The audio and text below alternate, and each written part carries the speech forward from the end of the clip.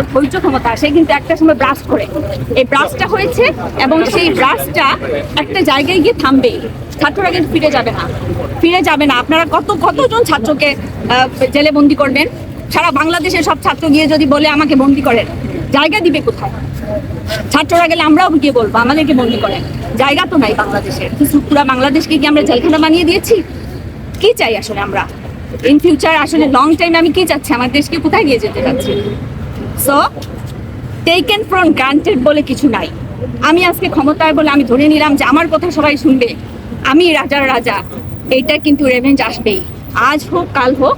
Taken for granted বলে কিছুই নাই, এই আমি মনে করি দুনিয়াতেও নাই। এবং আমার বাংলাদেশের মানুষ, বাংলাদেশের জনতা, এই যে ছাত্রদের সাথে শিক্ষকরা নামছে, অভিভাবকরা নামছে, বিভিন্ন পেশাজীবী মানুষরা নেমে আমার মনে হয় একটা বিশাল কিছু একটা ঘটবে, একটা রিভলিউশনের দ্বার প্রান্তে আমরা।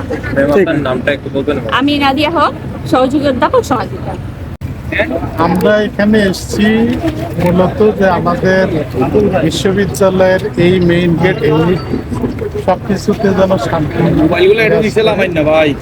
এখানে যারা আইন শৃঙ্খলার দায়িত্বে আছেন তারা এবং যদি ছাত্ররা আসে সবাই যাতে শান্তিপূর্ণভাবে অবস্থান করে, এই কামনা নিয়েই মূলত আমরা এই গেটে এসেছি। শিক্ষক হিসাবে যেহেতু আজকে আমাদের অফিস খোলা ছিল, ক্যাম্পাসে ছিলাম, যাওয়ার পথে আমরা মনে করেছি যে এখানে যেন কোনো অপ্রীতিকর ঘটনা না ঘটে, সেই লক্ষ্যে আমরা দাঁড়িয়েছি। আর আমরা শিক্ষক হিসাবে কামনা করি যে শিক্ষার্থীরা যেন আর বুলেট দ্বারা বিদ্ধ না হয়,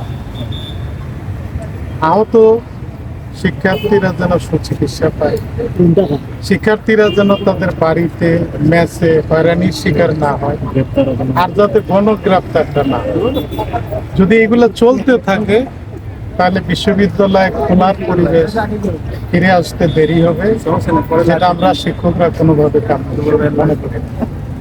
তো যারা কনসার্ন অথরিটি আছে তাদের কাছে আমাদের শিক্ষক সমাজের বিনীত অনুরোধ থাকবে যে শিক্ষাঙ্গন, শিক্ষার্থী, এই দৃষ্টিভঙ্গি নিয়ে যেন সবাই সবার যথাযথ দায়িত্বটা পালন করে।